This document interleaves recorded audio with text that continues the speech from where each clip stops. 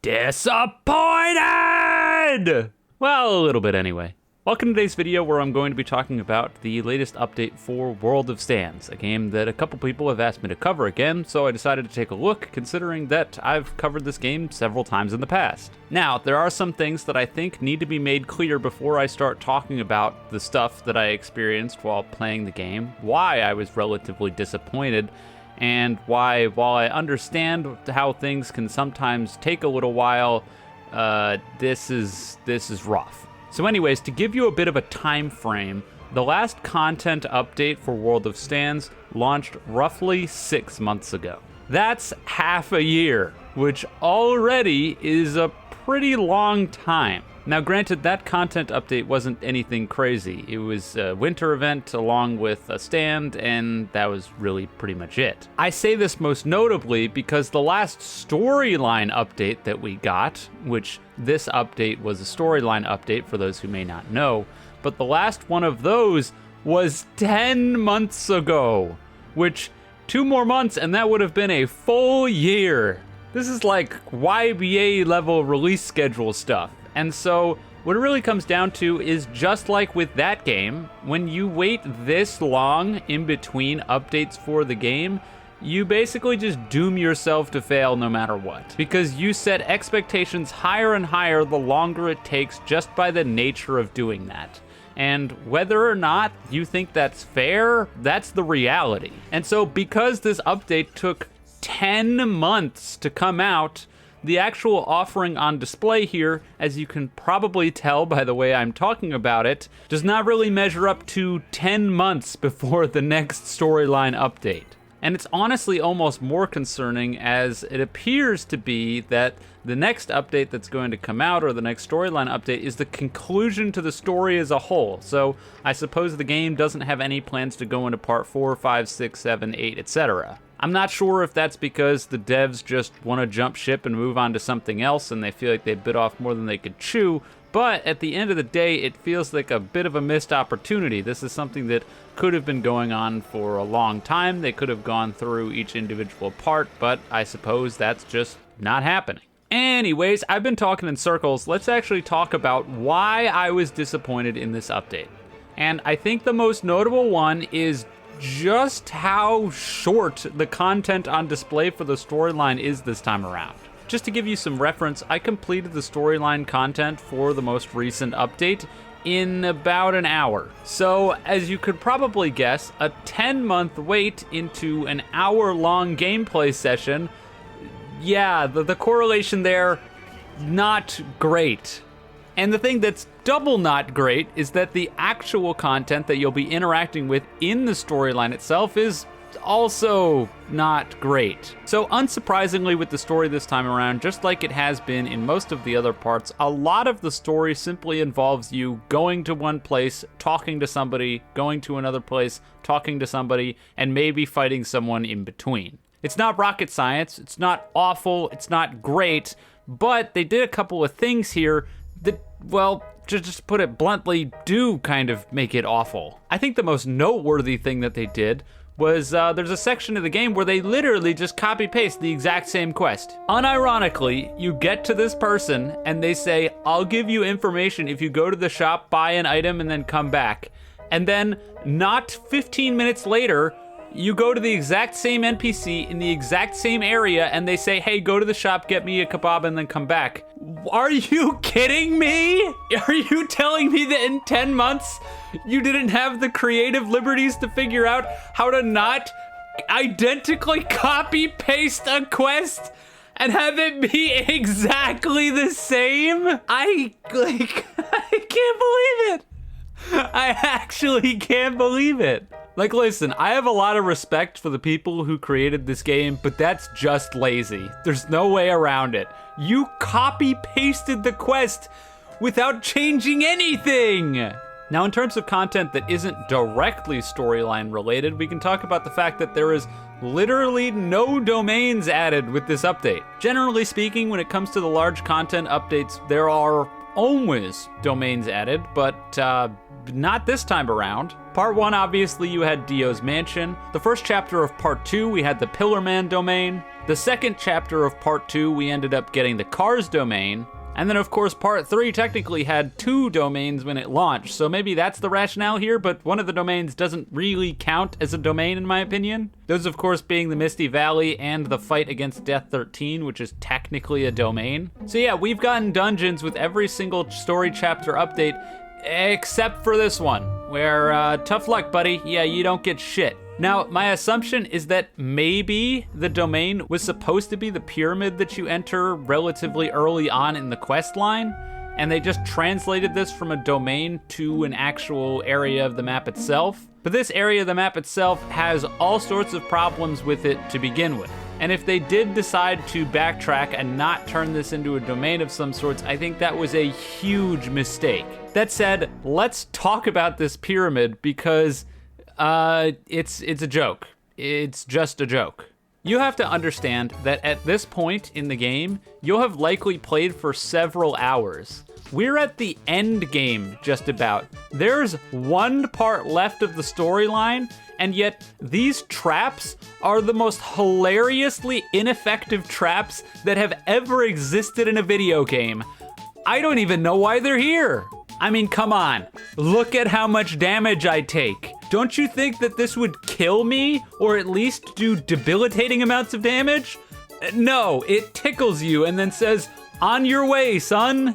Or how about the trap doors? Not only are these things so extremely obvious, there's no way you'd ever fall into them, but even if you do, you take no damage, and it just teleports you back up to the top.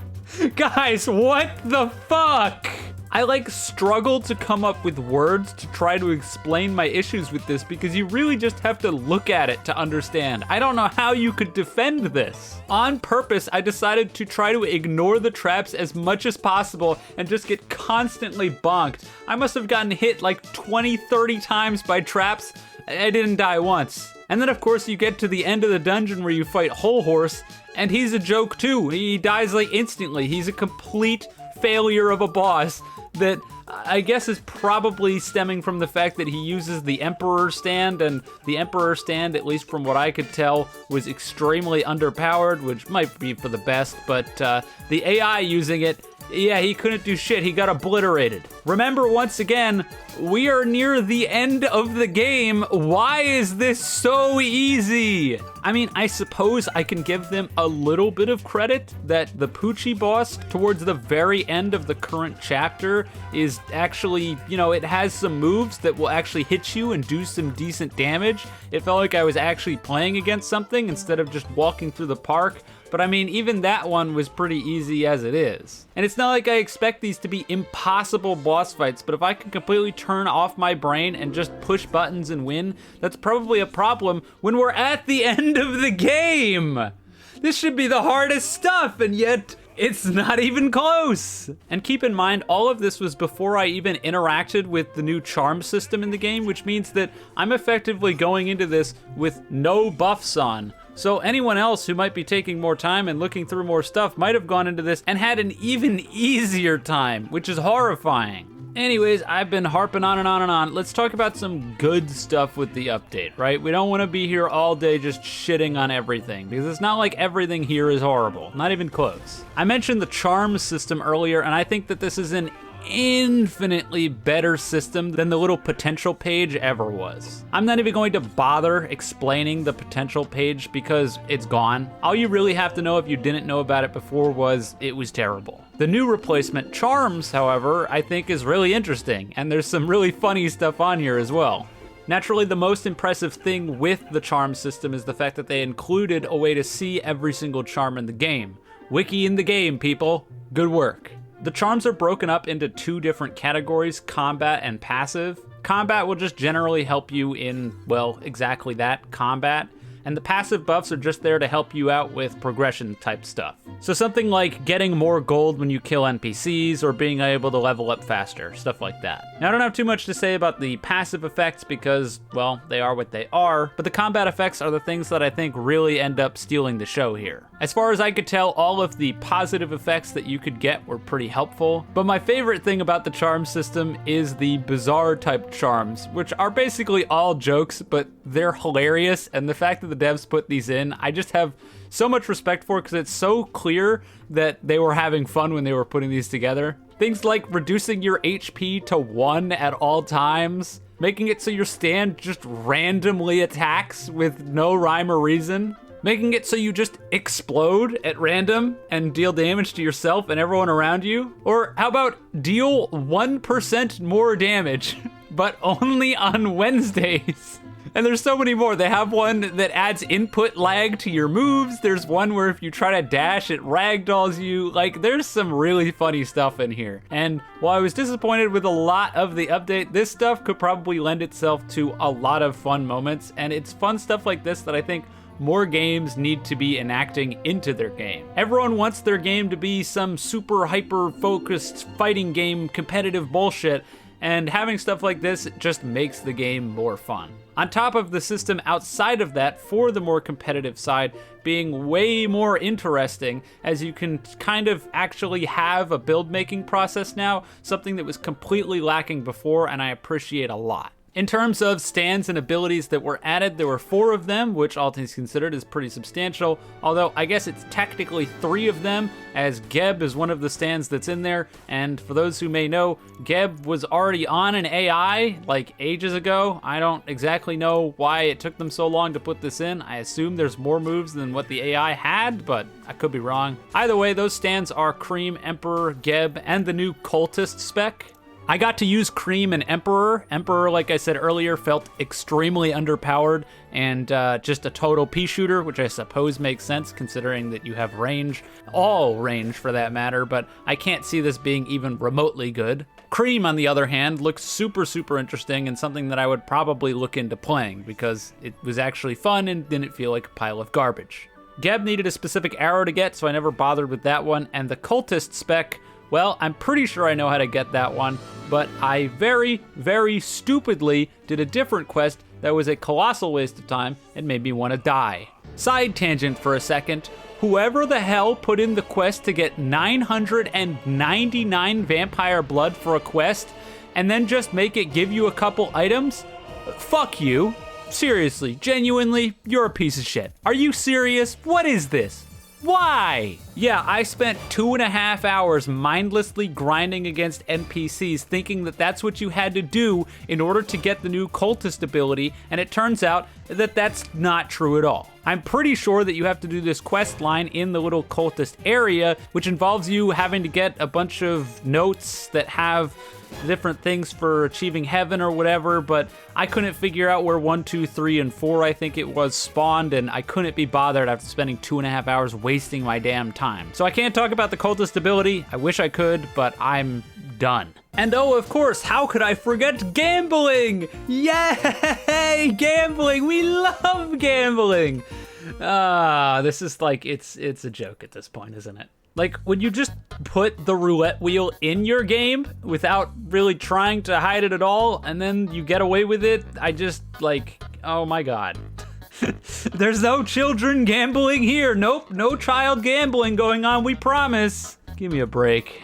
Anomalies were something that I didn't get a chance to interact with because I was too busy killing a bunch of guys over and over again and wasting my time, but those are basically where it spawns a bunch of treasure and there are enemies surrounding it. It's a neat little mechanic to help you get some more stuff and encourage people to play the main game. Oh, and I just saw something that I didn't see in my initial read-through of the patch notes. It's a baby game. It's literally a baby game. Why did you put an angel emoji? Put a baby emoji. Oh my god. Yeah, the game was too hard before. You know, I get it. You need to pander to the 9-year-olds, but Jesus Christ. I've said this before, I'll be saying it again. I always knew that this game was clearly not made for me, and that was abundantly clear from the very beginning, but I was just hoping that, you know, they would add some stuff that would cater to my kind of player, and I think it's pretty abundantly clear by this point that that is not happening,